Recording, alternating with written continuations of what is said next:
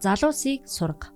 Тимотиг нас залуу байхад эмээ Лоис болон ээж Юнис нарны түнд нандинаж явсан итгэл бишрлээ өвлүүлжээ.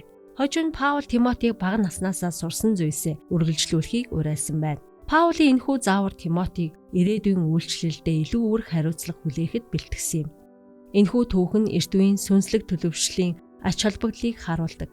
Хүүхдүүдэд итгэл бишрэл үнэт зүйлийг төлөвшүүлэхэд гэр бүл чухал үүрэг гүйцэтгэдэг бөгөөд ингэснээр тэрхүү итгэл бишрэл тэдний амьдралыг тодорхойлж олон нийтэд түгээх болно.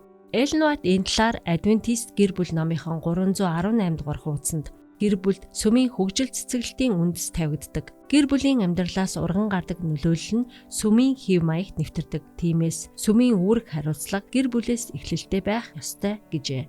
Одоо бичлэгээ төр зогсоё. Та гэр бүлдээ эсвэл сүмдээ залуу хойч үе хүмүүжүүлэх тал дээр хэр тууштай хандаж байна вэ? Та тэдэнд өглөө бүр бурханд итгэж түүний үгийг судлахыг зааж байна уу? Та тэднийг халаасны мөнгө авч эсвэл мөнгө олох бүрдээ 11-гээ тогтмол бөгөөд системтэйгээр буцааж өгөх бурхны зарилгийг дагахад уриалж байна уу? Энэхүү дадал хэвшил нь насан туршийн өгөөмөр сэтгэлийг төлөвшүүлэхээс гадна бурхан хангана гэдэгт найдах зуршлыг бий болгодог. Бид 11 болон амлалтын өргөлөө буцааж өргөхдөө залуу хойч үеийнхээ төлөө залбирч зүтгэцгээе.